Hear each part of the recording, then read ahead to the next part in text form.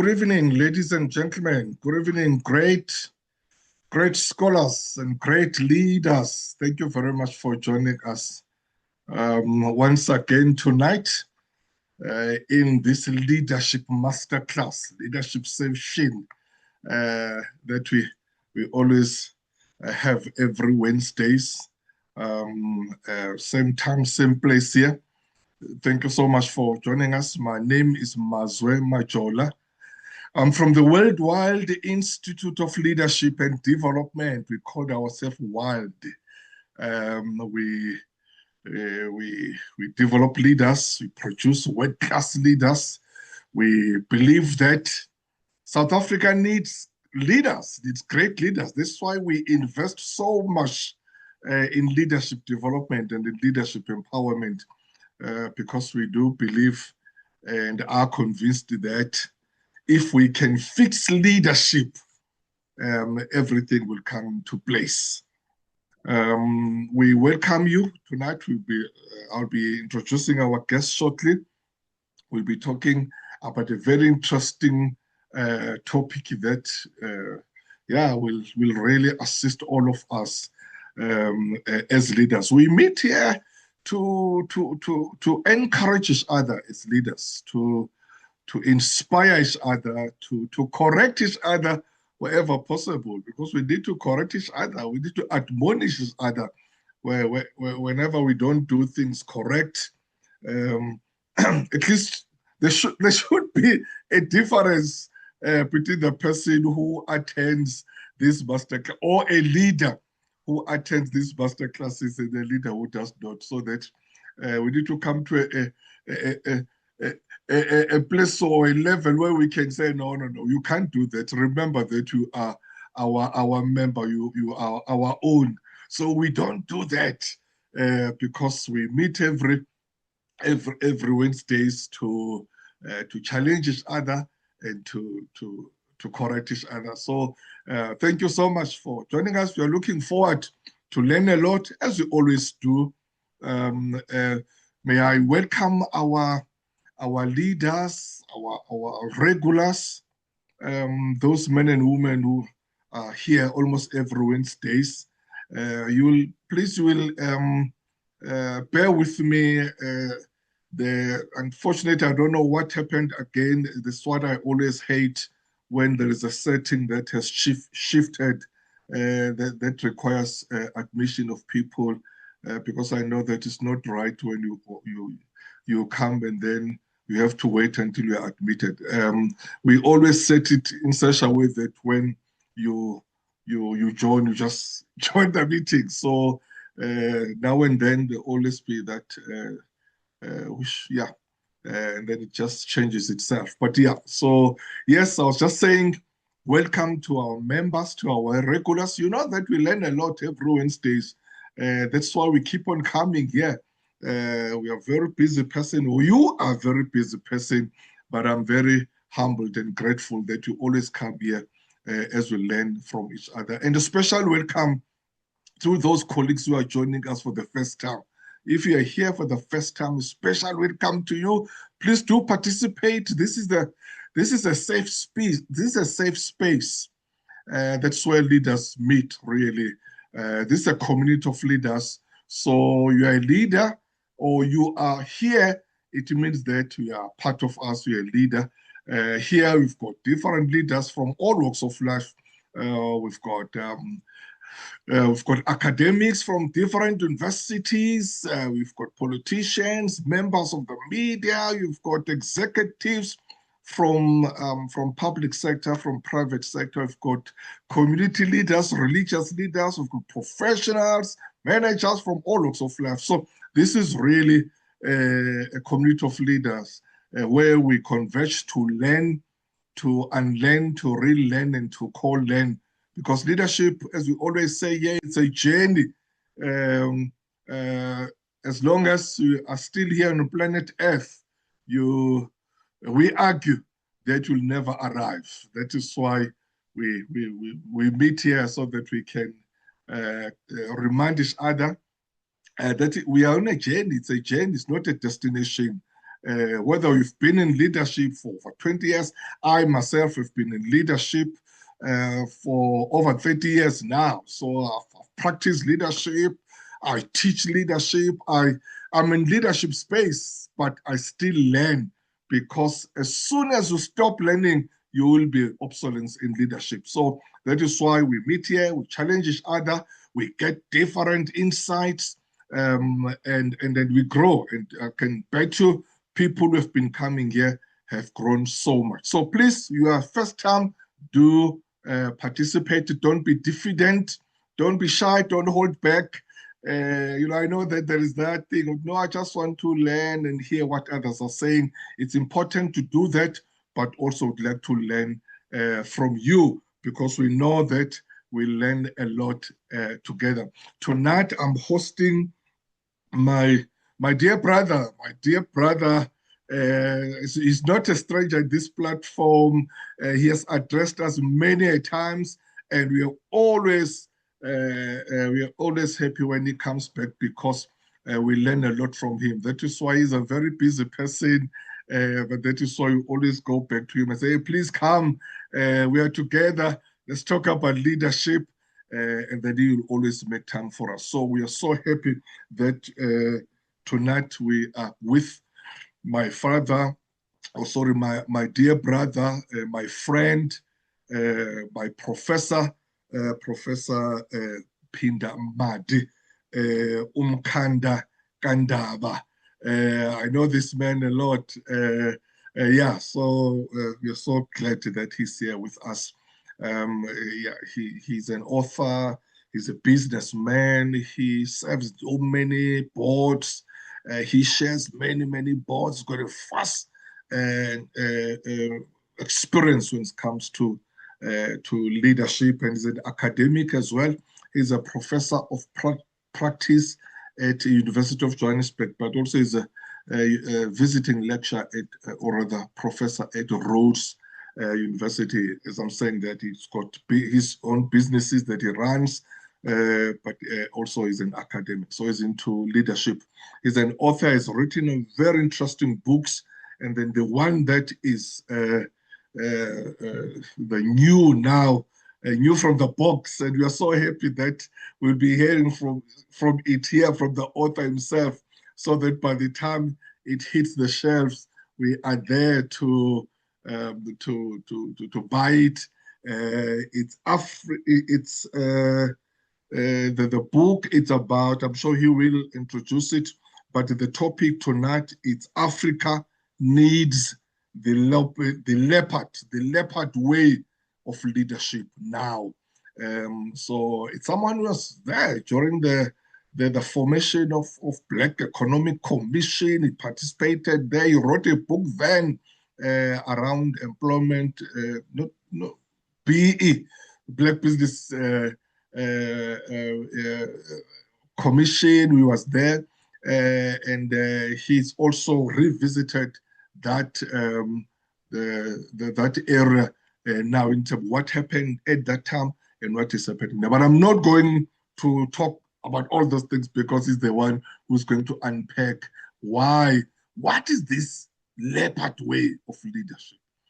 Why leopard? How is a leopard leads, and how can we learn from a leopard? And Professor Madi is what we'll be talking about tonight. So thank you so much, ladies and gentlemen. Just go to it. My brother, Kandel, thank you so much once again for your support. As you're always there, my brother, we are so looking forward to hear from you. Over to you, sir. Thank you. Thank you, sir. Thank you, my professor, my leader, my neighbor from Zondi, Soweto, my inspirer, my mentor. I always feel very much at home when I'm here, because I am surrounded by my leaders. Some I know, others I don't, but yourselves, Dr. Zinde, a whole bunch of people that are very inspiring. So I draw a lot of energy from yourselves and from people that join us for a conversation. And I'm glad that you did indicate at the beginning that you train and you develop and you nurture leaders. I consider myself to be one of those that have benefited immensely and that have learned from the caliber of people that are in this forum. So in a way, as a typical lawyer, there's a bit of a disclaimer there that if I start, speaking gibberish, then it is my leaders that must be blamed and not me, because they trained me. All right. To kick off, to set the ball rolling, I've prepared a very short slide here just to create the platform for us to have a conversation at a later stage. Obviously, it is based on my forthcoming book that should be coming through within the next 2 weeks. You never know with the publishers. They always say, we're almost there, we are doing our first print run, but I would say certainly by the end of September, it should be in the shelves. And I have to indicate that there is an early access version, which is already available on Amazon.com, which is going to be substantially similar in content, really, to what will be in the bookshelves. So yes, talking about the Leopard Way, that is the title of the book. And as you can see there, I was honored to have a number of my heroes and heroines agreeing to guide me as I was writing this book. And of course, Professor Majola as well, being one of those. So he cannot disclaim any liability from this if I upset some people about some of the things that will emerge in our discussion here. So we can go to the next one, sir. The presentation is being controlled from my leader's point of view there, because I always watch it when I try to control things from my side. Now, we must look at today's conversation really as a continuation of a previous conversation that I had with this esteemed forum a couple of months ago, where I was really talking about situational leadership and the fact that if there is anything that I would say I have learned over the past 30 years of serving on boards, of being involved in academia and various roles, is that there isn't a single formula for leadership, in my view, that caters for every situation that is out there. So the critical thing really at the beginning, as an organization, as a society, as a nation, you have to do a situational analysis to understand where as an entity you are. And then once you've identified, and we'll go into that right now, the model that I use here to help in arriving at that point, then it becomes easier to almost have a template of the kind of a leader that you want. Do you want a transformative leader? Do you want a leader that is going to be exceptional when it comes to management, when it comes to efficiencies? Because one thing, again, that I've learned over this period, as fate would have it, in many of the boards where I served, I would end up being chair of the nominations committee. So according to my last count, probably just under 12 CEOs of listed companies where I served, I had to do the sign-off. So I was involved in the recruitment, in the analysis, of their appropriateness. Sometimes you got it right, other times, would get things wrong. You would find that a leader who is exceptional in terms of that individual's credentials sometimes bombs out completely in an organization. And not because the person is not capable, but because we picked the right leader, but in an inappropriate kind of an environment. Maybe let's get into that and look at this at the next slide, which indicates the model that I believe is very important in trying to identify what kind of a leader a particular organization or society needs at that point in time. So we can flip Matingwane to the next one.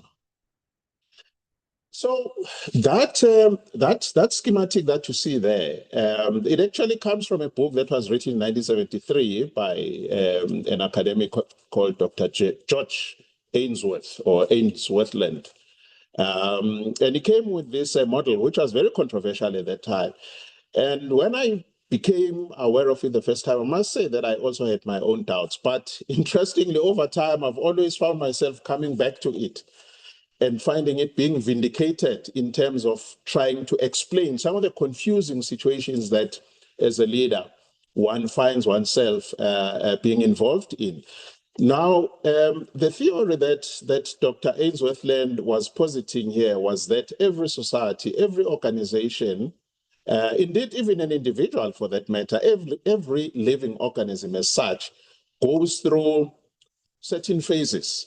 And that is a continuous cycle. It never stops. And I'm sure we've all heard the cliche that if there's one certainty, is that things are going to change. And that is just the nature of life, the nature of living organisms, whether it's societies, it's organizations. Because remember, a company, it's people. It's not the building, it's not the logo, Same thing, a nation, it's people, it's not the national emblem. So his theory really was that an organization, a society, goes essentially through three phases. The formation phase, where it is basically an infant trying to find its rhythm, trying a number of things, some working, others not working. But eventually, it gets to a point where it begins to see what works and what doesn't work. So norms begin to be established, processes that improve efficiency and the smooth functioning of that organization or society begin to be established. And then the organization or the entity would go through a growth trajectory. And that will go on for some time, and hopefully, there aren't disasters, etc. But then what is certain is that because environments change, at some stage, what used to work in the past will suddenly not work because, again, there's nothing that remains static in any society, in any environment. So the organization basically gets into yet another formative stage where, as a mature entity or organization, it really is now faced with a conundrum. It is either going to reinvent itself and be able to cope with the new environment and move into a situation where, again, it finds new rules of the game. It finds new ways of doing things well. And in that situation, that's a very good scenario because then the organization basically, or the society, experiences some kind of a rebirth. But then some organizations, some societies, some countries, they simply just do not find the new success formula. So they get to a point where they decline and they eventually collapse. And that has been the history of humanity. Whether you want to look at big history from the time 250,000 years ago, where we became Homo sapiens, as it set out, for instance, in Dr. Harari's book, or you just want to go into what I would call modern history, where you look at the rise and fall of the Roman Empire, the Zulu Empire, the British Empire, etc. You do find this consistency. So coming back to the question of leadership, an organization, a society needs to be able to have a fairly good grasp of where it's at in terms of this growth trajectory. Is it going through a period of smooth growth because it's found the success formula, everything is working smoothly? And if that is exactly where the organization is, then it doesn't need a transformative leader. If anything at all, a transformative leader at that time can be very disruptive because a transformative leader, and we'll get to that because essentially that is what I call the leopard leader, is a very disruptive leader. So some organizations, you find that at a certain point in time, when they're going through a process of turbulence and regrowth, they correctly recruit somebody who's a transformative leader. And I've been part of these processes. Sometimes, we would do it right. Other times, we really would mess it up. You get this crackerjacker of a leader who is very transformative, very disruptive, and the organization is reinvented. And it goes into this process of being very efficient, very productive, making lots of money. The shareholders are happy, the dividends are flowing. But then, because this person is restless by nature, transformative leaders are restless by nature. They have a propensity to want to shake things up a bit. And then some of them start doing some weird things, and then it disrupts the organization. And I've sat in very uncomfortable situations where I would be part of the process of exiting a CEO, because the person who was a hero not long ago is becoming now a complete disruptor and really, imperiling the survival of the organization. Similarly, if you want, perhaps I can use examples, which I used in my previous presentation along these lines, that you can look at even a single individual like Steve Jobs. When Apple was starting out, his restless nature was actually very profitable for the organization. He was able to build it up to a point where it went into the growth phase. And it really needed a steady pair of hands because it had found its success formula. But then the very same guy, because of this restless nature, became so disruptive that eventually had to be pushed out of the organization very unceremoniously, in a very ugly way. He was effectively fired from the company that he founded. And of course, eventually, the company recruited him back when it was at a point where it was going through a very disruptive, chaotic stage. So he came back wiser now, and he was able to reinvent the organization.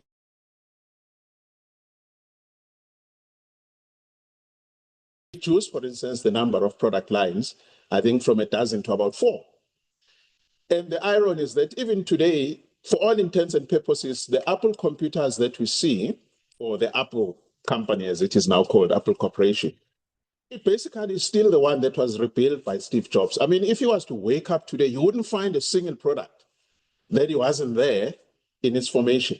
So they have stuck to the successful formula, but the company is beginning to struggle a bit now because the environment is being disrupted, especially by AI, to a point where the shareholders are beginning to be restless now because the person that took over from Steve Jobs, Tim Cook, is an exceptional logistics person, a highly efficient administrator, but not a particularly disruptive, adaptive leader. So there are question marks now about his leadership because the concern is that the company, which not long ago was the most valuable company in the world, appears to have lost out on the AI opportunity, and it's beginning to experience decline. I mean, I think it's probably the 4th most valuable tech company in the world now, when not long ago it was number 1. It's been overtaken by Google, it's been overtaken by Microsoft, pretty much all the competitors. So right now there's some silent mini panic within the shareholding structures of Apple that could it be that perhaps we need somebody who will be as disruptive as Steve Jobs, and that Tim Cook maybe has been too conservative, too cautious. So that is really the challenge of trying to identify and finding a leader. That leader has to be compatible with the state of the organization as at that time. Yeah, we can go to the next one, Macingwane.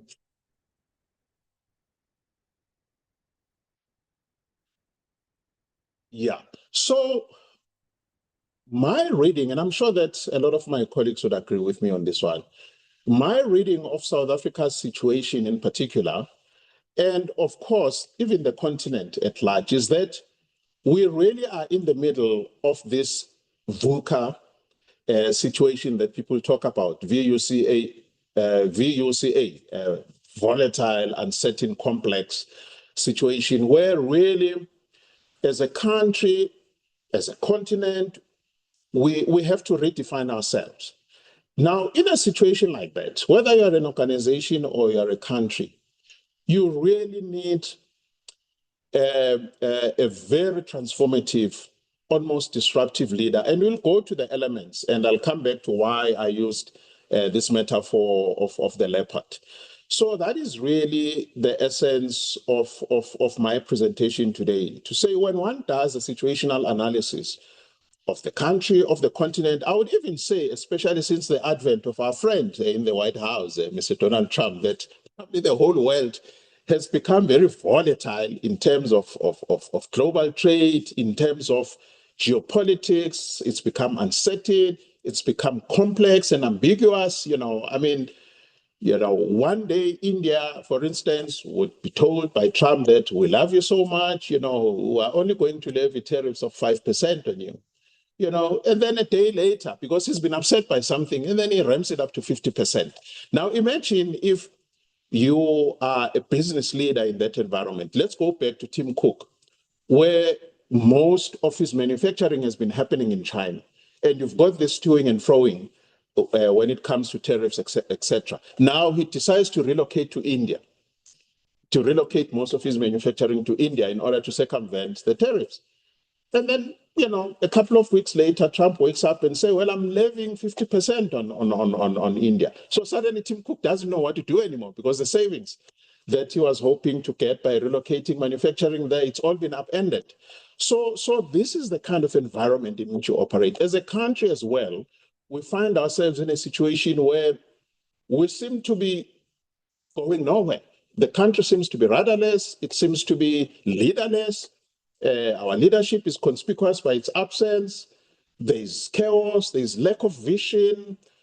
It's very difficult to plan. So in a way, the need for a transformative leader then comes into play here. We can move to the next one, Mangcingwane. All right, now we come to why the leopard a metaphor. Well, there's a bit of history to that. In 1993, I wrote a book called Affirmative Action in Corporate South Africa, whose focus really was trying to explain the need for, well, affirmative action, as it was the common term at that stage, but obviously it's now morphed to employment equity. Now, part of what I did when I was writing that book is to look at the trends, the emergent trends that were happening. Because remember, this was prior to legislation. Companies were dealing with the fundamental changes that were happening in the country. So they had different approaches. And I used symbolism to try to label the different approaches to this transformative process of affirmative action, as it was known at that time, and employment equity right now. So in a way, the 61-year-old me stole from the 31-year-old me in terms of, I guess, this animal symbolism. I spoke at that time of the peacock approach, for instance, to transformation, where organizations would embark on it not because they believed in it, but because they really wanted to do a performative exercise, flesh out the right colors, but the essence of the organization internally didn't change. I use the rhino example, where some organizations were going berserk. And for instance, in the new book, The Leopard Way, I do go back to the rhino approach a little bit. And I'm arguing there that what we've seen with the SOEs is the rhino on steroids, where you effectively have a situation where, for instance, an organization could have had 100% of its management being white and male. And now you look at the organization and 100% of its management is maybe black and male, And that is not what we want. That is not what diversity is all about. It will come back to the importance, the strategic importance of diversity as a competitive infrastructure approach rather than charity. But anyway, that, I use rhino as an example of a very chaotic, overly enthusiastic approach to transformation that can be disruptive and destructive.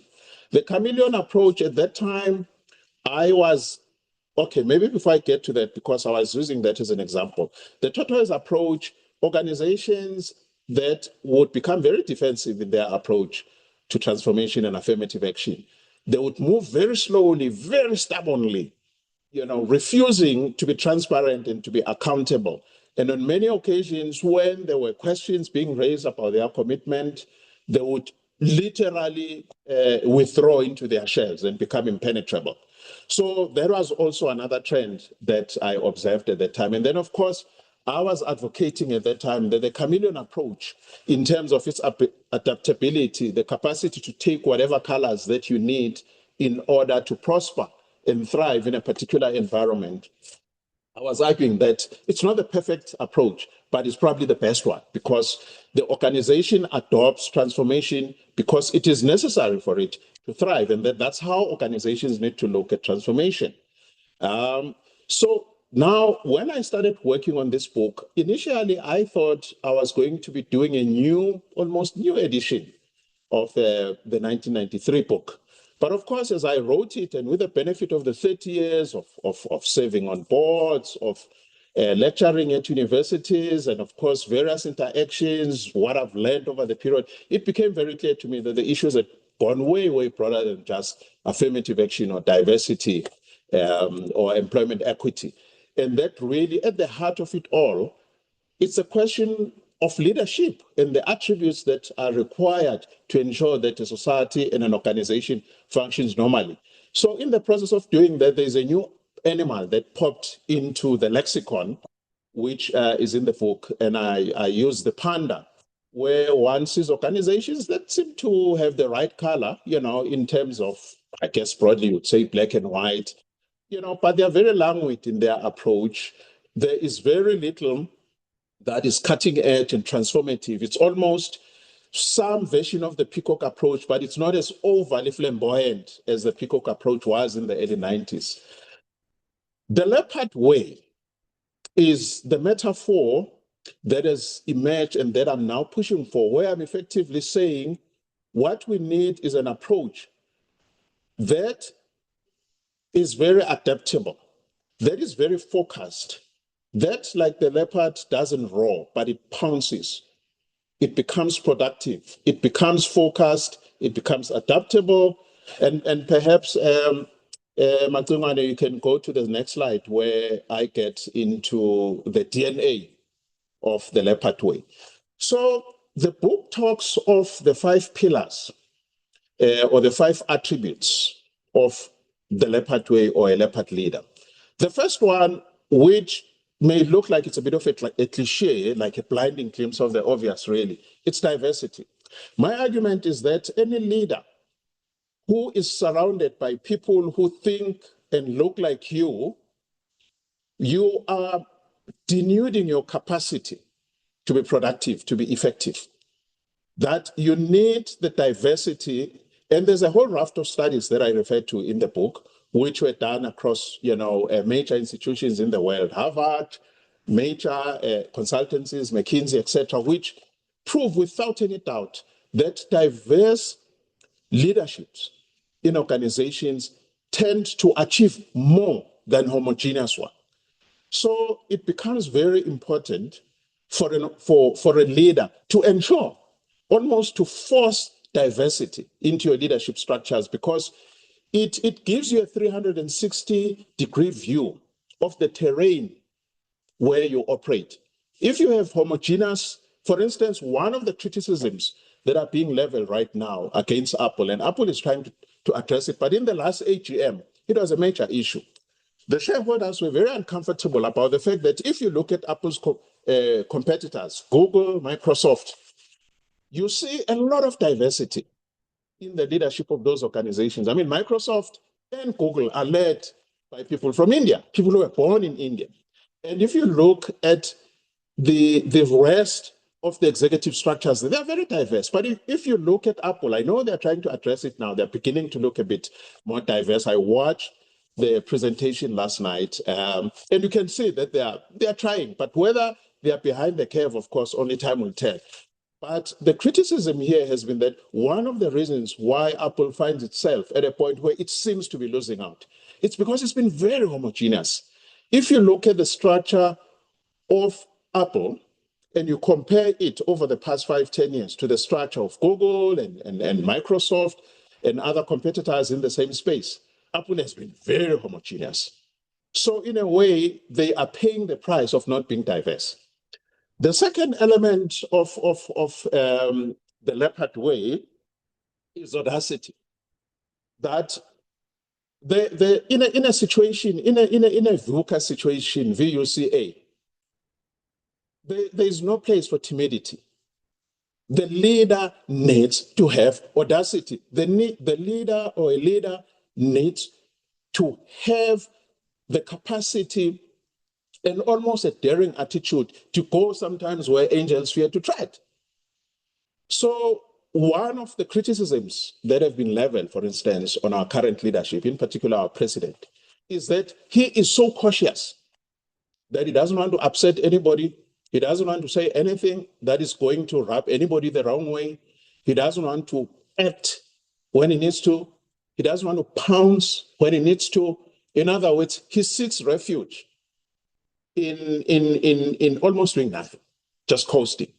You cannot be a Leopard transformative leader if you're timid.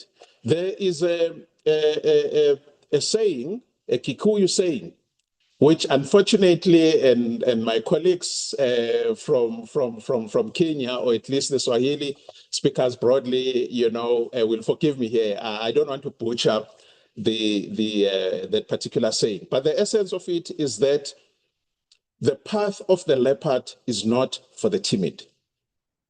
So you have to be brave. You have to be willing to stare down the challenges and sometimes attack them.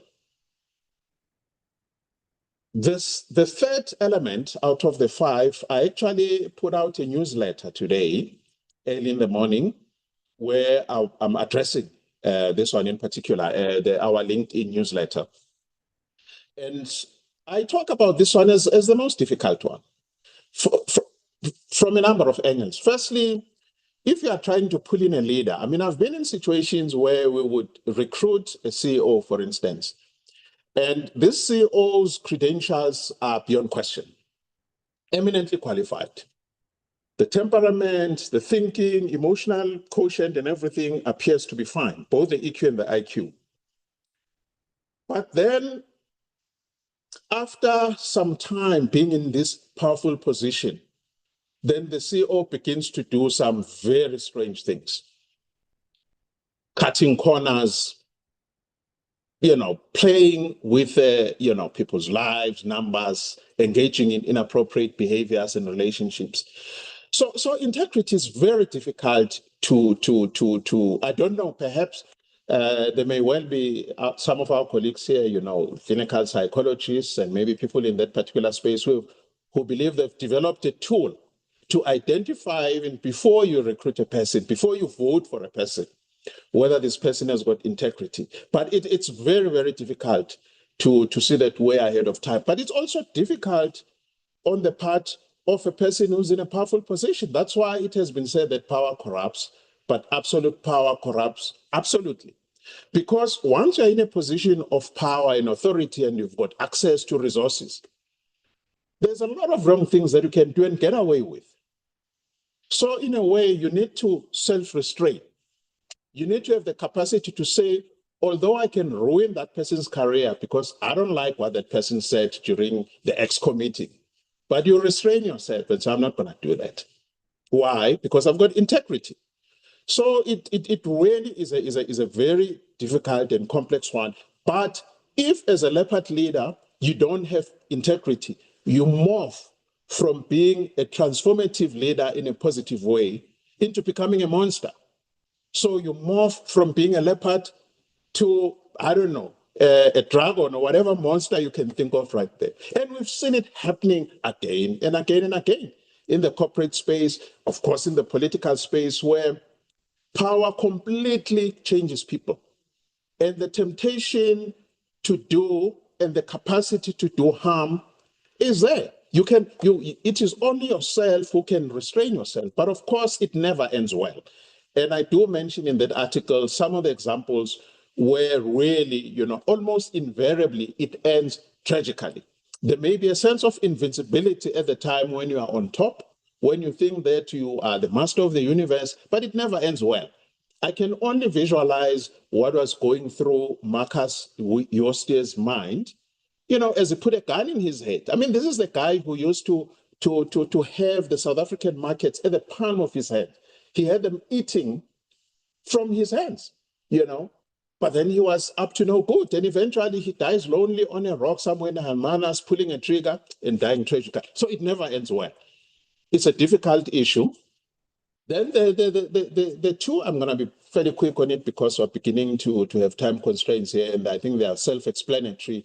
You have to be adaptable. You have to be willing to pivot if the circumstances change and they require you to look at things and maybe even do things differently. So I talk of that situation as a leader who is not guided by the map, but who's guided by the compass. You know where your north is.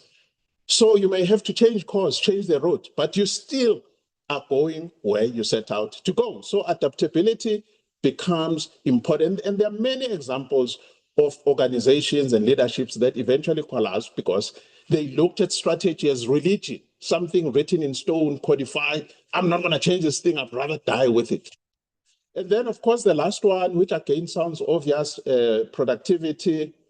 There's just been too much talking, especially when it comes to our country. 30 years later, you still hear the same slogans. You still hear the same issues. People are talking about, let's convene a national dialogue. I mean, why? Fill up the potholes. Ensure that there is steady supply of water. Ensure that there are no intermittent power cuts. It's so there has been this tendency to believe that making grand declarations almost in a godlike way will translate into reality. That grand statements, grand policies will somehow implement themselves. Come out with a major policy, NDP. Yes, it looks great, but is it? It's not going to implement itself. So the productivity element is to say, well, it all comes to naught if you don't get going, if you don't get cracking. So really, it is almost a call for action. I have a feeling, Ndabezeta, that this is the last one. Am I correct? Let's flip it, see. I suspect it is. Okay, if it's not, I think I probably have covered the concepts. I think for now, maybe we can just flip through to the next one and see if there's any point that I've left. No, the call to action, I've just alluded to that. And I think this is probably the last one. So yes, I think, colleagues, that those are the introductory remarks that probably went a little further than I planned to do. I tend to get all worked up when I talk about these things.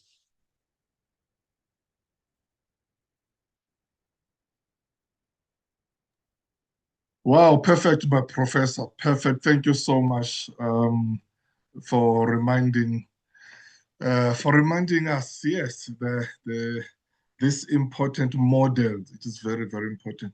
You did ask if we may have a psychologist in our midst, and I do see my sister there, Thandiwe Gama, or rather Dr. Thandiwe Gama. I don't know if I can just ask her to shoot straight away. Sorry, my sister. But Professor Madi says, why integrity is such a difficult thing when we appoint leaders or even people. What happens? A leader comes, obviously very protected, self-contained, but he takes leadership and then something happens. Obviously, in leadership, we call it the cost of leadership and the dangers of leadership.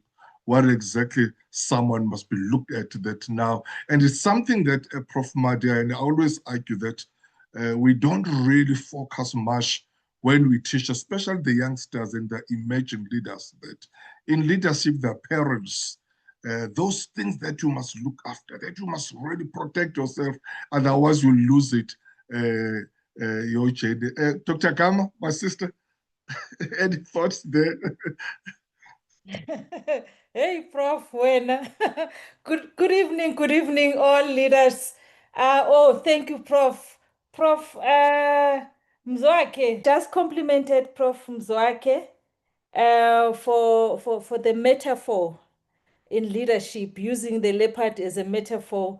And in that, he also identified the crucial work that we as psychologists do when we do leadership assessments and we look at the abilities of a leader and the fitness of a leader to a particular leadership context.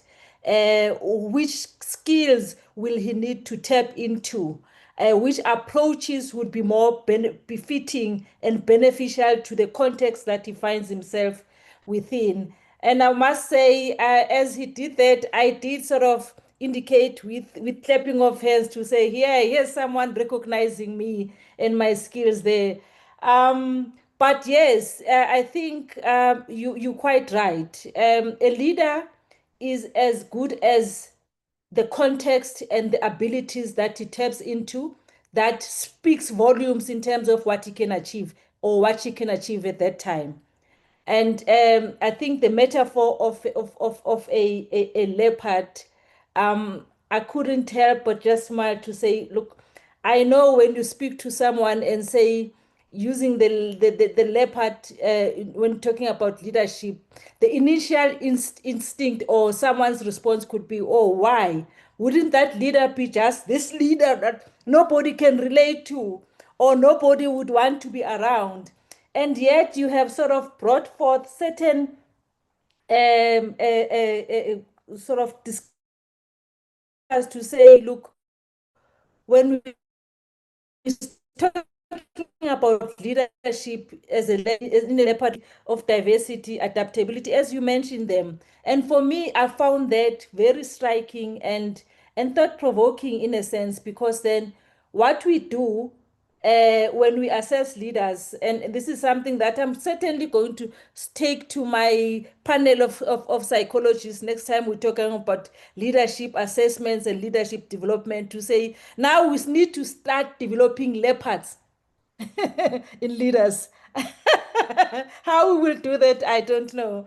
But thank you for that, Prof. And maybe this is something that I can even challenge myself and challenge you to say, Prof, maybe between you and the psychologist in me, we must come up with a model now that speaks to this leopard leader before we even come up with an assessment for us as psychologists. That's my challenge to you, Prof. Sometime in the future, let us do it with other colleagues, of course, if they can. But thank you, Prof Majola. You caught me off guard there. I was just enjoying the discussion and listening to the wisdom that Prof Mzwakhe was sharing. But I love the concept. I love the concept. Thank you. Thank you. Thanks, Doc. Thank you very much. Thank you. And definitely, I know that I ambushed you there. It's just when Professor Madi was really talking about why integrity, why it's so difficult, when it comes to leaders.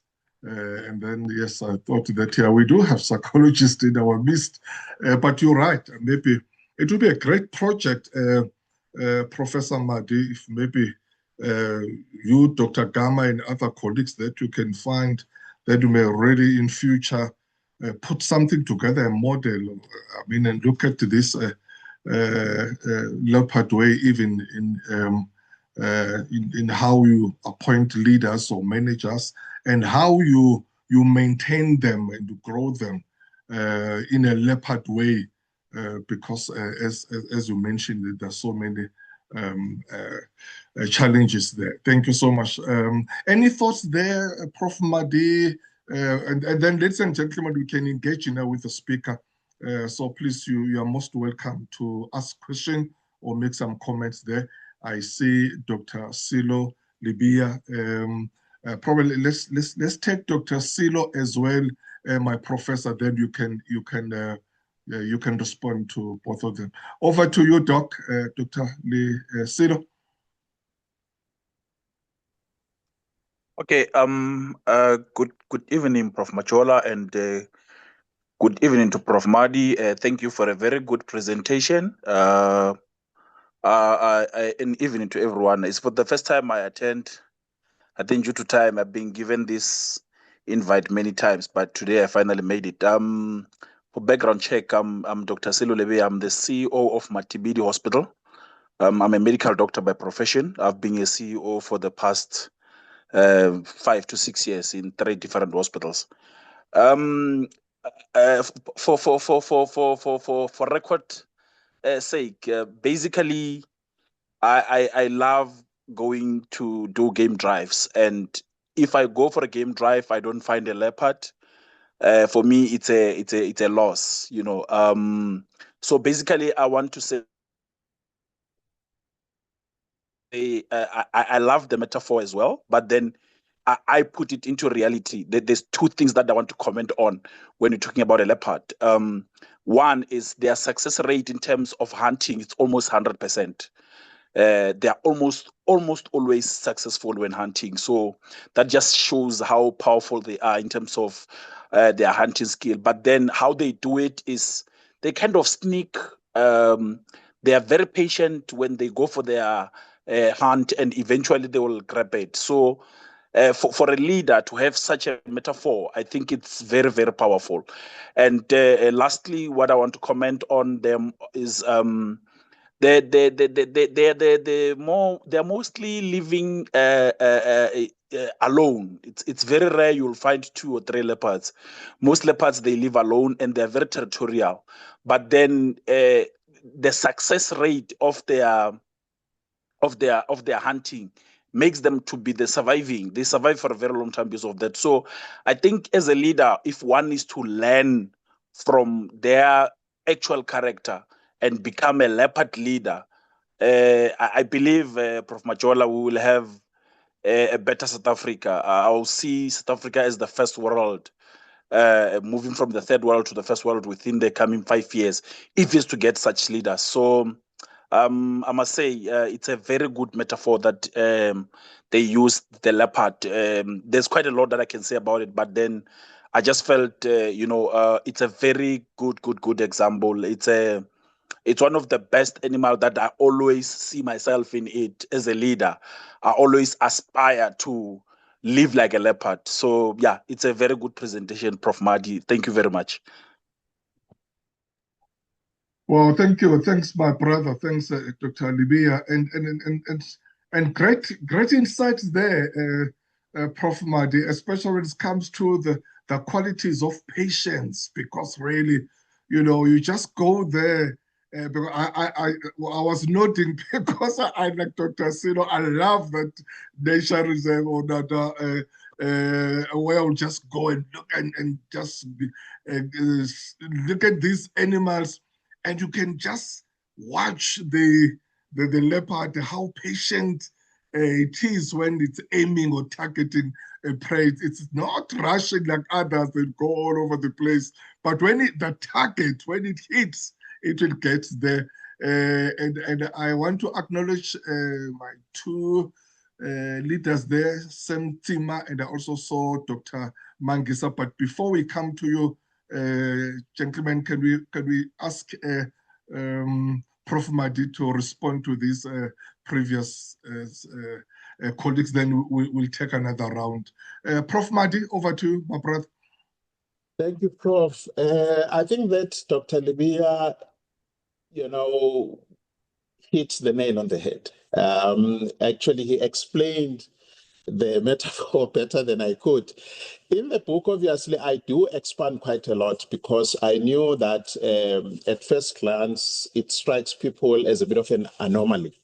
Now, there are a number of examples of institutions as well as individuals that I use as case studies of being a leopard leader or a leopard institution. For instance, coming to leopard leaders, I'm sure some of my colleagues will remember that on Mandela Day, I actually put out a section from the book which refers to Nelson Mandela as the original leopard.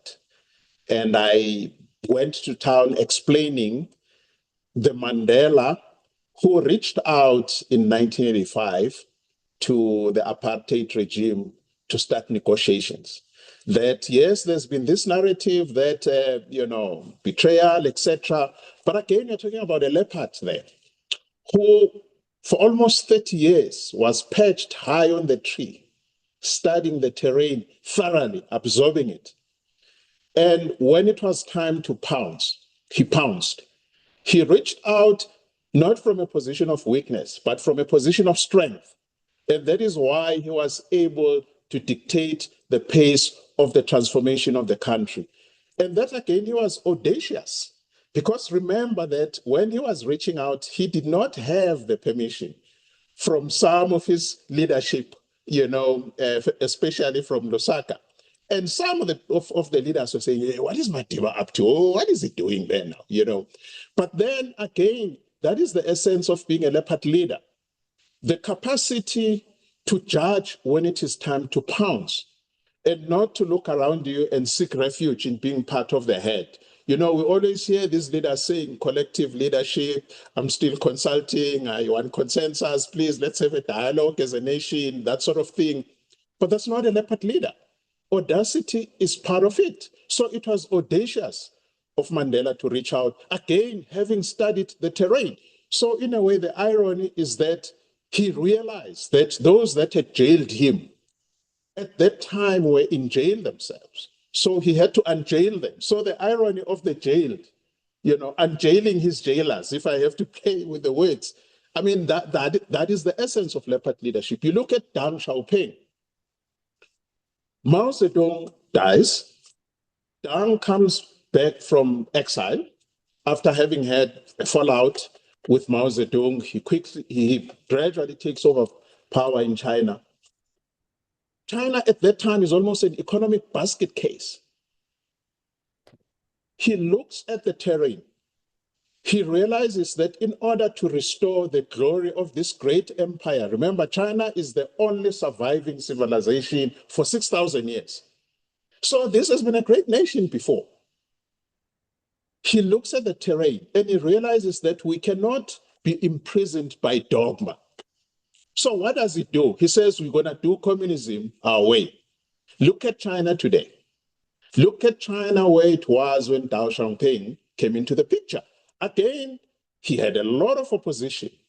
A lot of people within the Communist Party were saying, what the hell is he up to? When he was setting up these experimental trading zones, if you went to Shenzhen at that time, it was a wilderness. Today it's probably the most sophisticated city in the world. So these are leaders. And of course, even on the sporting side, I talk of leaders like Rassi Erasmus, who again looked at diversity not as an imposition, unlike Andre Makraf, when he became the leader, the coach of the box. He was caught on tape railing against this affirmative action thing, this diversity thing, and using very, very, racial slurs, etc. He saw diversity as an imposition and as something that was going to hold him back. But Rassi Erasmus, quiet, not roaring, quiet as a leopard. He looked at diversity and said, I'm going to scour the townships because I want a team that is going to produce the kind of rugby that our opponents will have difficulty in nullifying. Without any pomp, without any fanfare, he was setting out these clinics out. That is why today we've got, captains that come from the townships, So he looked at diversity as a strategic advantage he looked at profiting, from diversity rather than looking at it as an imposition. I talk of Capitec as a Leopard organization. Not long ago, everybody was saying, look, the banking sector, it's probably overtraded. It's dominated by the big five. There's no space for anybody. Then you had those leopards from Stellenbosch who looked at the terrain and they said, no, we beg to disagree. Without any pomp, without any ceremony, they pounced. And look at them today.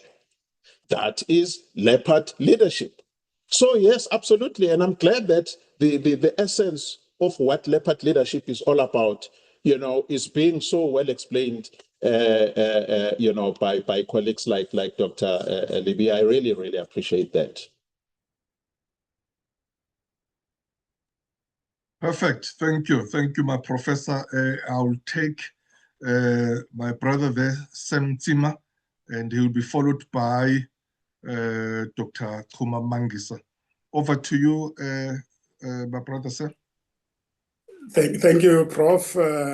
Greetings, my brother there. It's been a long time been heard from you. And Prof. Madi, I want to start by raising a point here that says that the appointment of leaders is a collective responsibility by those who are to be led or to be served, and taking context into consideration. But why is it that we almost project leadership as this greatest thing that everyone that goes into will have fun and enjoy it as leaders to promised destinations? And we never really highlight the fact that leadership itself will transform you positively or negatively. There's no way that you will be appointed into a position of leadership and remain the same. And the fear I always have for those who get put forward to become leaders is that they almost feel that now that you have been appointed, you are almost affirmed to be successful. And actually, you have a bulletproof and the magic is with you. And you will be intact. And the reality is that that is why in certain societies, people get appointed and announced long in advance, and they get given assistance. Because they know that what you think you are going to find when you become the leader is not what really is being promoted out there. And I worry a lot when people aspire to become leaders, but they don't do the actual work of understanding what it means and what could happen to them, especially when you are appointed into strategic positions, which when you fail at those positions, there's nothing left. You almost have to go down. And yet you go into it without really thinking seriously about what kind of help do I need not to mess up this opportunity and disappoint those who appointed me. And then lastly, I think we have a responsibility as people to be served as a society or as a member of organizations or boards, that when a leader fails, we need to look at ourselves and say, what didn't we see? I want to hear your views there. And I want to take you back also lastly in conclusion, post-94, when we found ourselves faced with a problem of having to transform this society. I mean, the pace at which we got rid of some of the legislation that were putting us back. And I thought we got it there. And I thought we had discovered a magic in us in driving transformation and transforming the country. And then all of a sudden, after changing all those laws, we went to sleep. As an example. Thank you. I really would like to hear your perspective there with the context in mind that I've just painted slightly about post-94, because I know of the kind of work you have done and many others. Thank you so much. Wow, thank you. Thank you so much, my brother Sam. I like what you're saying, that leadership, it's a transformative journey. Leadership, as soon as you enter leadership, you will be transformed. And as we are saying, that either negatively or positively. So it's up to you how really you choose how to be transformed. And I think that is right. We really, as I said earlier on, that we don't maybe take, I mean, Sentimites, we call him a super coach that not only coach, but really teach the youngsters that as you are entering this journey, remember, you must always remember, you must know that it's going to transform you. So it's either negatively or positively. Powerful stuff there, brother Sentima. I see that Dr. Kuma is troubled there by, or I think he's back now, by network. Over to you, Dr. Mangesa, and then Prof Madi will respond to that.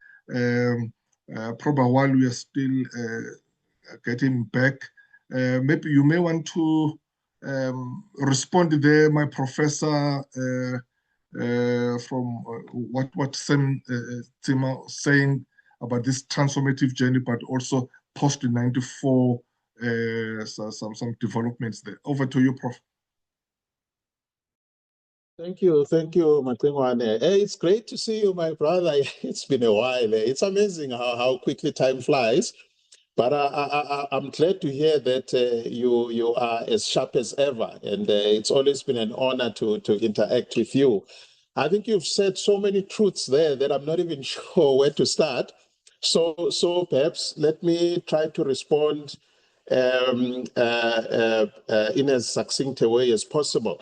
You know, firstly, I mean, you've made a fundamental statement that one thing that many of our leaders have not either educated themselves on or allowed themselves to be educated on is the fact that by its very nature, leadership is going to transform you.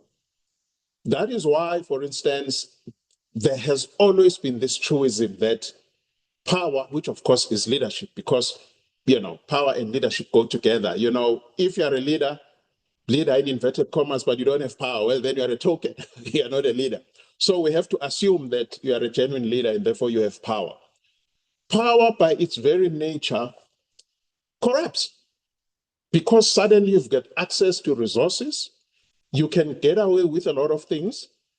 And of course, absolute power corrupts absolutely, as it has been said again as a truism, where effectively we've seen with dictatorship, authoritarian regimes, where people do absolutely insane things.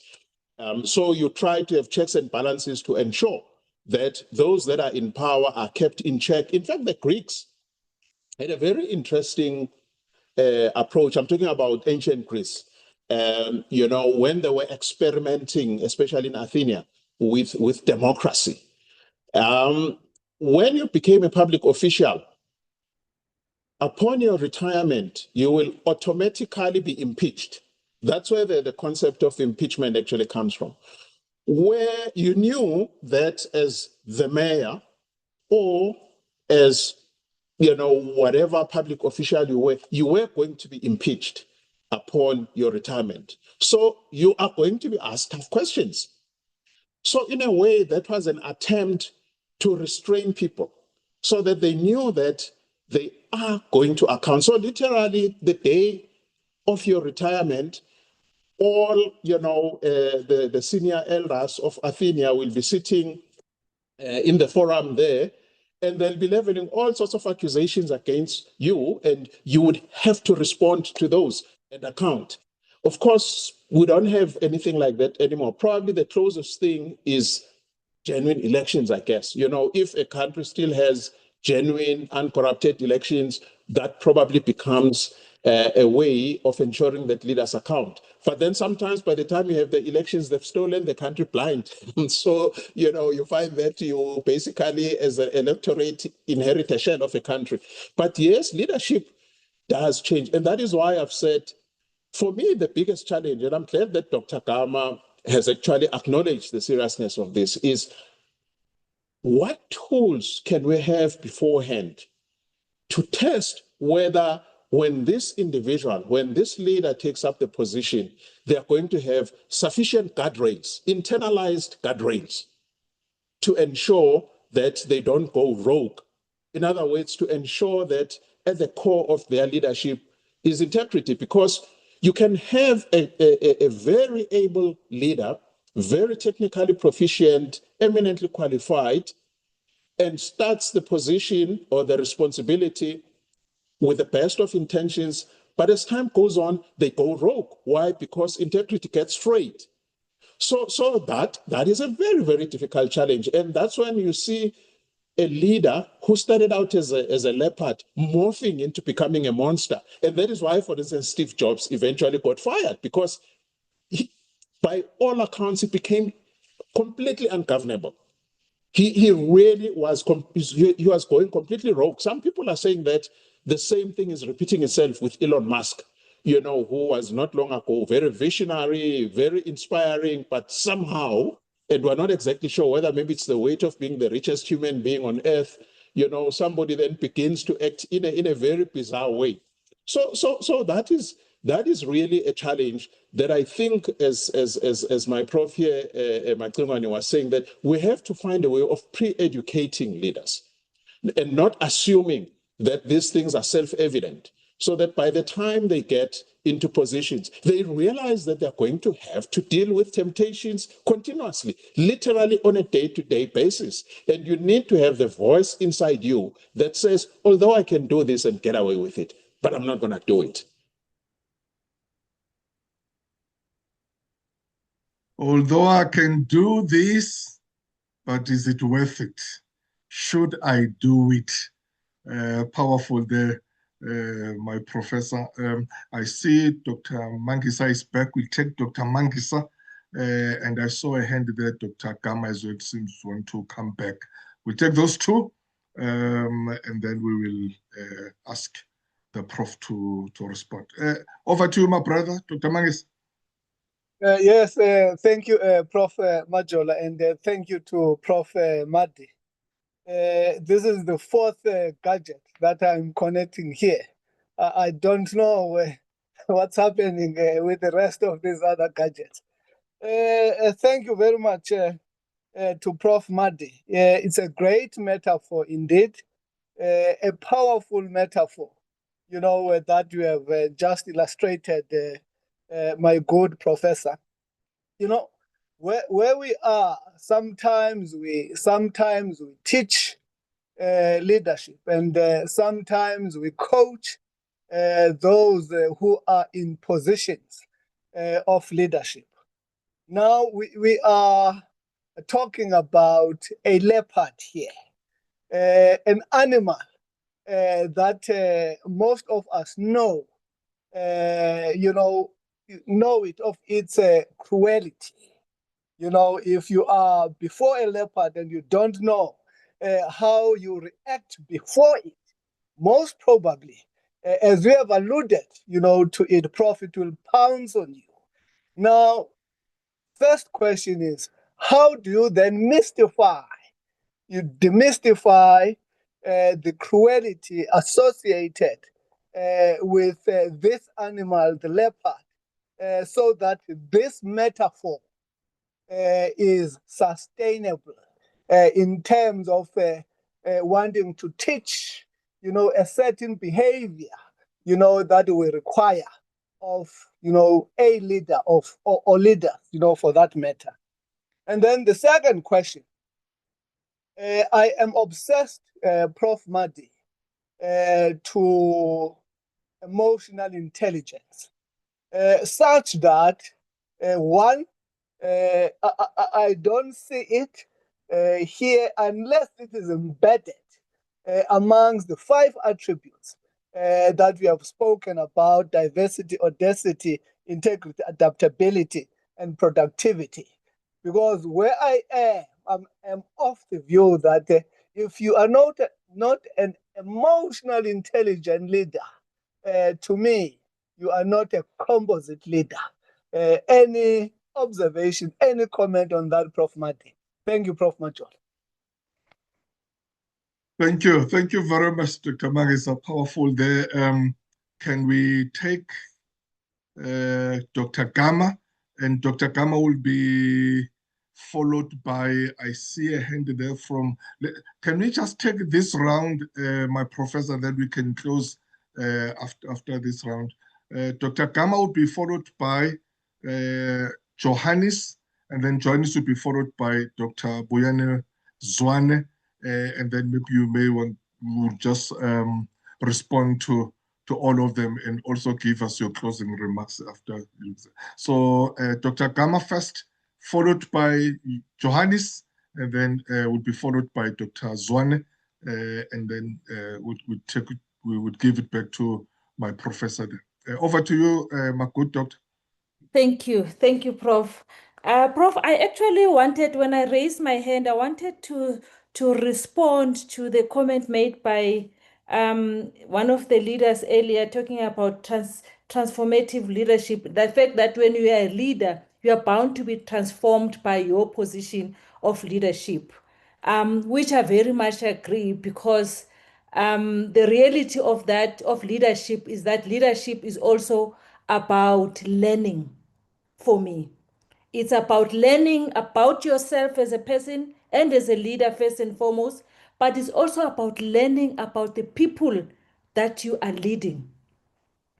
So for me, once you bring the concept of learning, yes, there's bound to be some form of transformation, because you transform and you grow as you learn. So that's just the comment I wanted to bring in there. For me, it's more about transformation, yes, but it's more about learning. And I'm yet to see a leader who is not hungry to learn. because much as you navigate these difficult terrains, a leader, an astute leader, a leader who's self-aware, is also self-aware about the ability of him or her to learn and grow from those experiences. You know, there's a saying that you grow through what you go through. You know, just grow through what you go through as a leader. For me, that's a comment I wanted to make. But I also, you know, I'm reminded about something about the nature of the leopard. And I know it's implied somewhere in these factors that the good prof mentioned, but a leopard generally are incredibly agile. These are animals that enjoy and find the thrill in that ability to climb trees and navigate very rocky terrains. And to me, it speaks about the nature of leadership and the challenges that as a leader, you will navigate these rocky terrains, and you will find yourself having to really climb mountains and you climb as you grow, which is why I wanted to sort of bring the aspect of learning along with transformation, but also just remind us that in that learning, you learn best when you find yourself in these difficult terrains, which is basically in the nature of a leopard, to climb and be in these terrains where he has to really prove that he is capable. And as a leopard, he has that astute sharpness. That, to me, sums up what we're talking about today and the nature of leadership. But thank you. Unfortunately, I have to fall off now. I have another engagement, but thank you so much. I'll probably just hang around for another minute or two. Thank you, Doc. Let us take Johannes. Over to you, Johannes. Thank you, Prof. Prof. Mazwe. My question to Prof. Madi is, I want to believe that all these metaphors cannot reside. There's no one who can have all these metaphors residing in themselves. There are times when maybe you need a transformative leader, you need, depending on the situation that you are in. So, and I did hear Prof. Madi talking about him participating in the nominations committees and so forth. From his experience, what do boards have to do to, you know, put in guardrails which can ensure that, you know, you don't end up with a leopard leader who overstays and it becomes, you need a new type of leader. How do you proactively have that within your governance structures? Thank you. Thank you very much, my brother. Thank you so much, Johannes. And we're taking Umangete, the Dr. Buyane Zwane, and then we'll go back to Prof. Madi. Doc, Mangete? Thank you very much for the opportunity. I'm on the road and getting into very noisy settings, so unfortunately my video is not showing up. I thought it's also useful to just congratulate Prof Madi, long time. Ngati BMF we need to get you back into communicating to the younger folk and inspire them with what you have.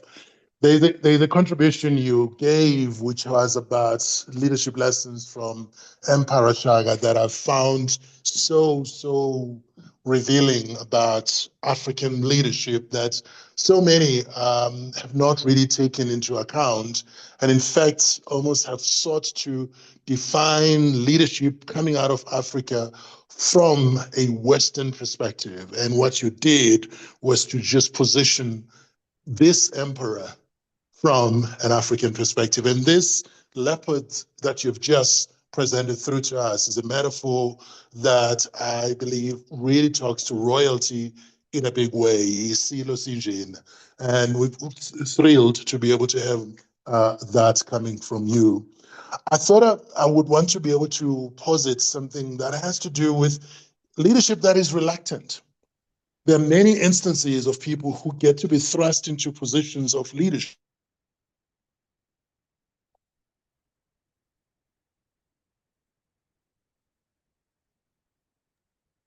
Oh, it seems like we have lost. Are you still there, Magata? It seems like we've lost Dr. Boyani there. What about the ones Oh. who are popular? I mean, I think, for instance, you know, in the Hebrew history, you've got somebody who says, I can't speak. I'm not able to lead. If I talk to the Pharaoh, I won't be able to say the thing.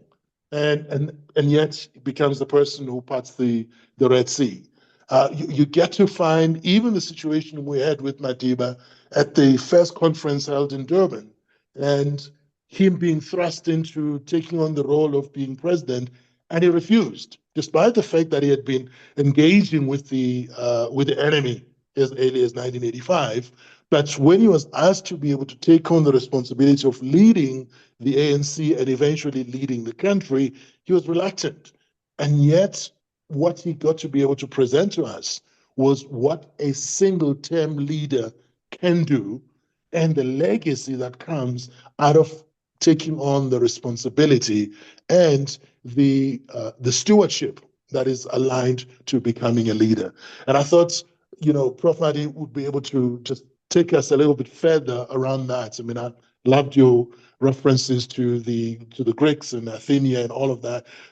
It just speaks to the ability to not just read for the sake of reading, but connecting it to contemporary times and making things come alive right now. So I thought I would want to posit those.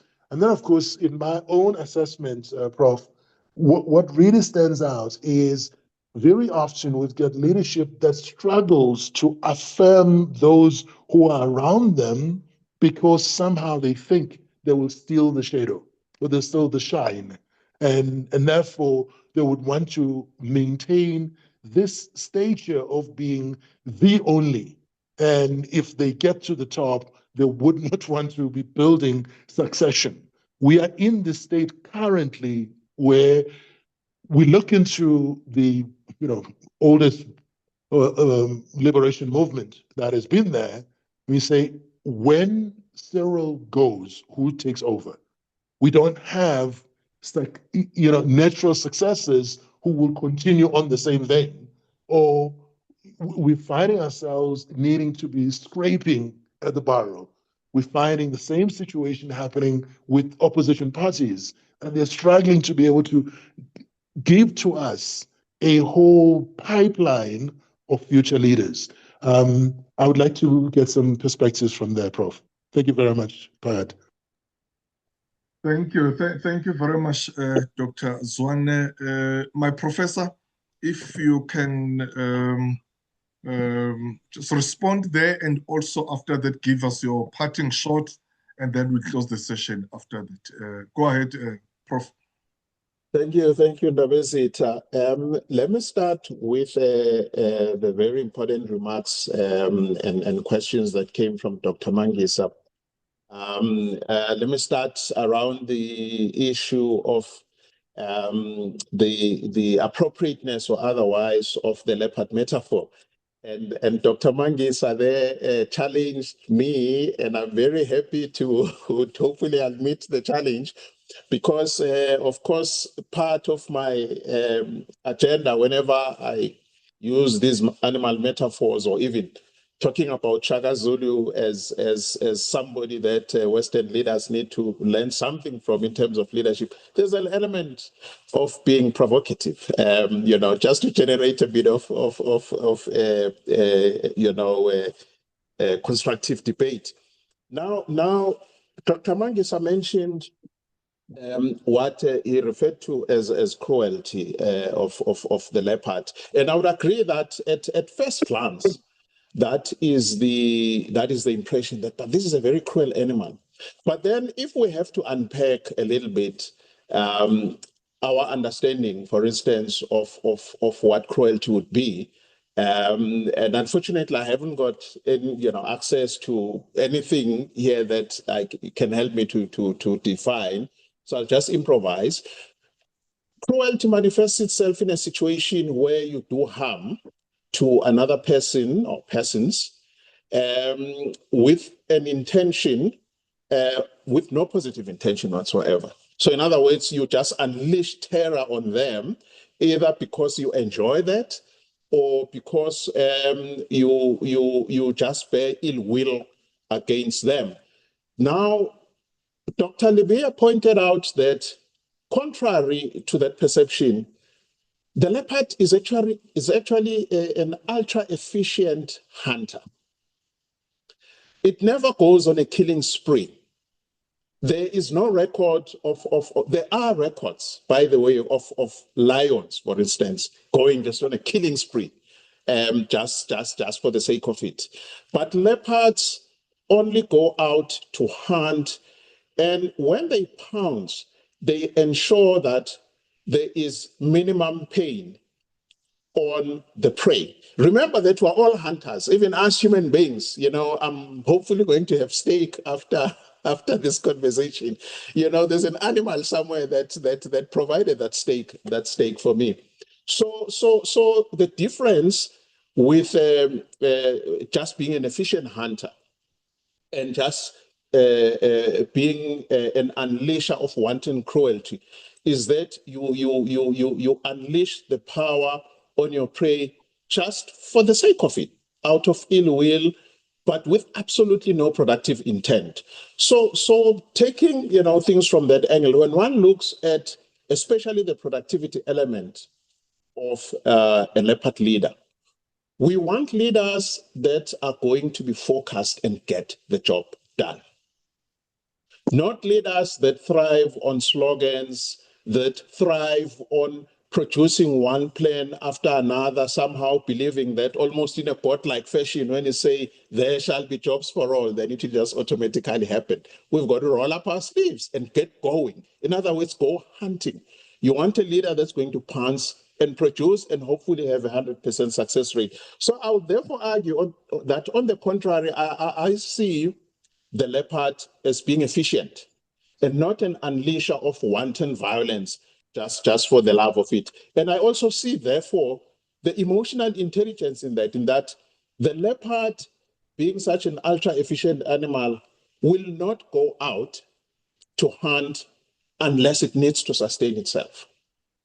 So inherent in that, and to the extent that that could be within the animal kingdom, I would see that as the emotional intelligence part of it. The capacity to not go about just flexing your muscles in order to intimidate and basically to wreak havoc. Now, coming to Dr. Gama, very, very important points that she raised there, particularly the fact that the pressures of leadership can be very exhausting on people. And some respond very poorly on that. And that is why great leaders like Madiba are very self-reflective. I mean, if Mandela said, I want another term, I would dare that there is nobody who would have opposed him. Probably the international markets would have even cheered him on to say, yes, yes, yes. But he had to self-reflect and say, do I have the energy? Do I have the, let's put aside the perks. But do I have the energy, the capacity, even the willpower to continue being a leader? Very self-reflective, deep process. And he concluded that I don't. I want to go home now. I want to rest. I've enjoyed the adulation. I'm a global icon, but then it's time up. Now, there are very few leaders that have got the capacity to reflect in that fashion and be willing to step down if they are unsure whether they have the energy and the willpower to proceed with the very taxing responsibility of leadership. So that is also another lesson that we need to learn, again, from this leopard leader that I call Madiba, being that when it is time to bow out, bow out. Don't have a situation like, for instance, our northern neighbor here, Zimbabwe, where the president would literally be wheeled into a meeting where he didn't even know where he was. And he would say, why am I here? Who are these people here? We don't want that. And Dr. Gama also mentioned the adaptability and the agility of the leopard. That is very true. Amongst the big cats, the leopard is the only cat that can literally survive anywhere. It can survive in the city Yes, you can find the leopard in the center of Johannesburg, and it can survive. It is adaptable enough to be able to sustain itself in that unfamiliar territory. It can survive in the savannah, it can climb the trees, it can swim. I'm not aware of any amongst the big cats that can do that. So that adaptability, and that is the kind of a leader again that you want. You don't want a leader who gets into a position of power and influence, and because the environment around them changes, then they become mortified and they don't know what to do.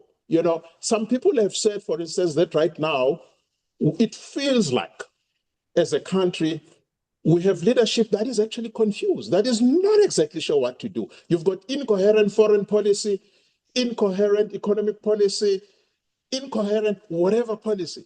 Why? Because you've got leadership that has been mortified by the dramatic change in this VUCA environment, and it is completely not agile.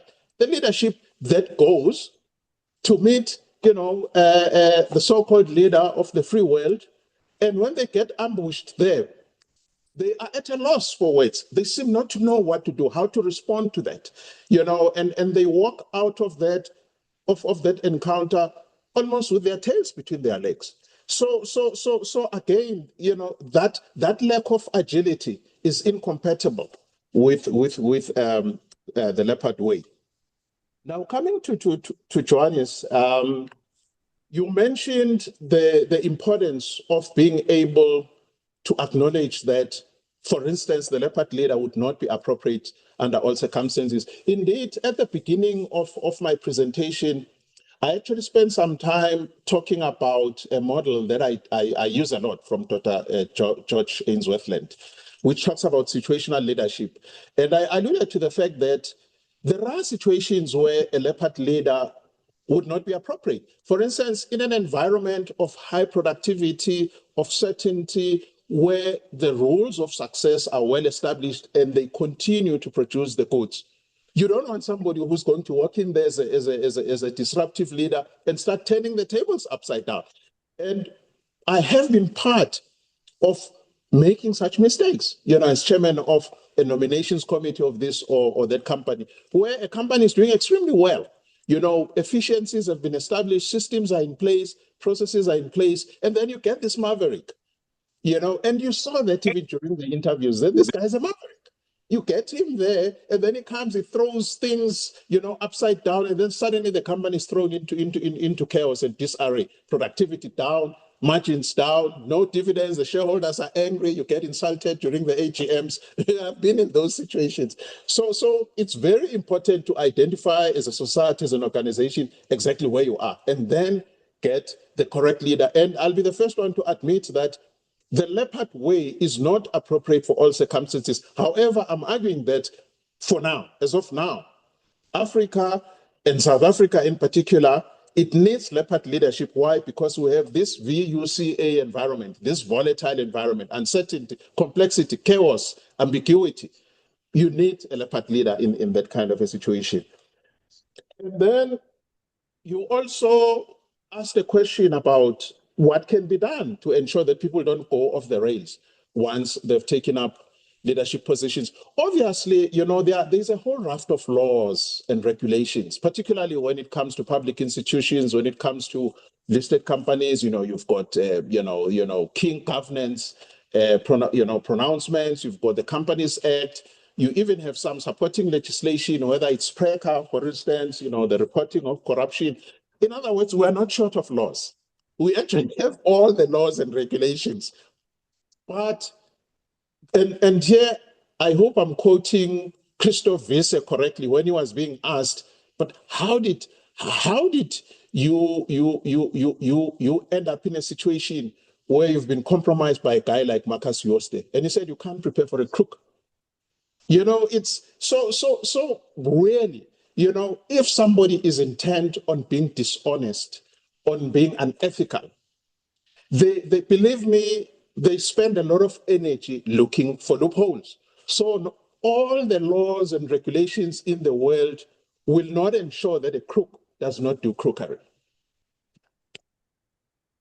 Now, coming to Mangete, Dr. Zwane, well, it's great to hear from you. Really, it's amazing how time flies. And hopefully very soon, the old guard of the PMF will regather. I was talking to Lotlo Junior the other day that, hey, it's a pity your old man is not around, because I believe that there should be a gathering of the old guard just to reflect on things.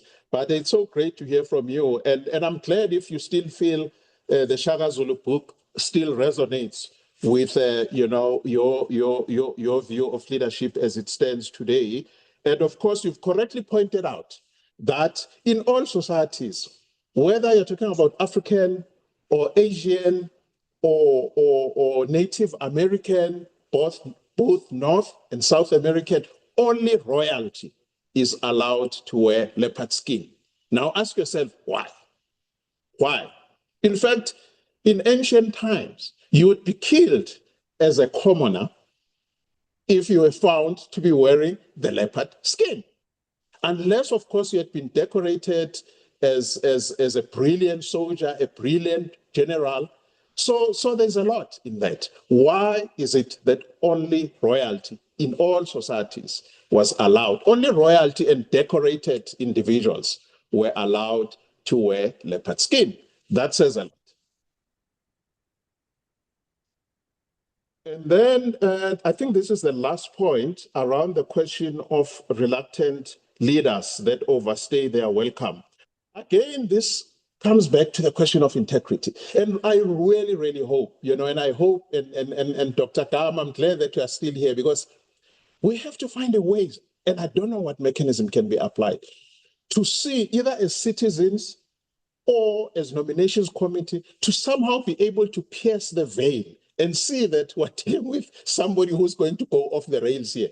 One thing that I've been saying recently is that you hear a lot of American citizens, for instance, saying, yeah, but what is Trump up to? He's turning the state into an authoritarian state, people being snatched off the streets by masked men. But at least he was honest. He said he was going to do these things. I mean, it's just that people somehow said, oh, no, he's just talking. He's just Trump being Trump. But at least he was honest. The things that he's doing, he said beforehand during his campaign that I'm going to arrest people left, right, and center. I'm going to unleash vengeance on those that were persecuting me, So in a way, if perhaps all the potentially problematic leaders could be that frank, but unfortunately, most of them are not. So you look at somebody, they pass all the aptitude tests that you can think of and tools. They say the right things. They appear to be very well-grounded individuals. But then once they are on the throne, then things begin to go off the rails. So really, this is a conundrum. How can you pre-assess a lack of integrity before, problems begin to overwhelm you as a society or as a company? I think, if I'm not mistaken, Makingwane, I've covered the issues that have been raised by our colleagues.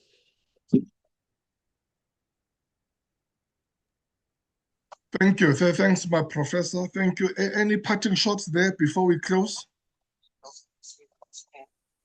Well, perhaps I should do a shameless plug of the book and say, please, colleagues, go and buy the book when it comes out.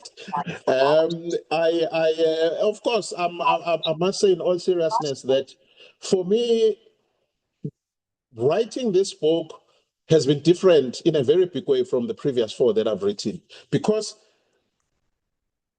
this one forced me to consolidate all the learnings of the past 30 years, both comfortable and uncomfortable, and also to concede lack of wisdom, where for instance, my concession around the issue of integrity, that I simply don't have the answer. I don't know really how that can be handled, and it's a major problem. But, all in all, I would repeat the fact that a country or a continent in a situation as ours cannot survive without leopard leadership. You cannot have an administrator in this situation. You need a transformative leader who's going to have audacity, who's going to be adaptable, who's going to value diversity and not surround himself or herself with cronies, with sycophants, so that they develop the ability to have a 360-degree view of the territory and not, for instance, walk into meetings and get humiliated in front of the whole world. So really, that is the urgency of having Leopard leadership, in my view, cannot, be overstated at this stage. Thank you very much, my professor. Thanks a lot for such an insightful and instructive, very informative session and presentation there. I'm very humbled that I'm one of the colleagues who wrote or I was able to write the foreword for your very seminal book, and we are so looking forward to read the book. Actually, I'm so tempted that I wish we could organize a leadership workshop and we go for a weekend to a game reserve where we can just stay there for the whole weekend and workshop about leadership, about this model, and take a game reserve so that we can just watch the leopards there, because like Dr. Libya, I'm one of those who love the scenarios going around to game reserves and just watch different animals. So yeah, maybe we'll do that. Obviously, I know that unfortunately in this platform we are connected from all over the world. The colleagues from other provinces, the others from the different provinces, and also in Africa and overseas, so they may not be able to join us. But yeah, probably let's look at that idea if it can work, because we do need I mean to empower each other, ladies and gentlemen. And as Dr. Mangisa was saying, that we are talking about a very lethal animal here, but at the same time, a very good animal in terms of these other attributes and qualities. So thank you so much, Prof. Obviously, I'm sure you let us know when the book is out so that we can buy and read it. And then also, let's see if it will be possible to do that workshops weekend away as leaders. Can you imagine? So that we go and discuss the whole leadership and governance issues there, and how at some stages we're talking about Steve Jobs, how other people started their own companies, but they also destroy them because of not understanding the stages that we're talking about. That there's a birth stage where you create an organization and you start an organization, but it doesn't mean that the people who started can also maintain or can lead or rather maintain and manage what they started. But good board members, they are able to dismiss even the founder if you are not doing well for the sake of the company. Because remember that in governance, once you become a board member, it's not about the founder, but it's about the company. We are brought about the company. Yeah, so we are there, as we always talk about judicial responsibilities. That's about the company. We are serving the company now, not the founder, whoever. So it requires those Leopard leaders who will be able to understand that. Thank you so much, my professor. And ladies and gentlemen, thank you so much to everyone who joined us from all over the world. Everyone was able to connect. Remember that we meet every Wednesdays. Next week we'll be here as well with another super masterclass, as we always do every Wednesdays. Especially for those who joined us for the first time, please make sure that you do come back again next week, because there's no way you'll attend these sessions and then you'll regret. You'll always come back. They're very contagious because we always learn from each other. So the session is adjourned now until we meet again next week. May God bless you, and may God bless Africa. Africa. Thank you so much until we meet again next time. Thank you, and may God bless you. And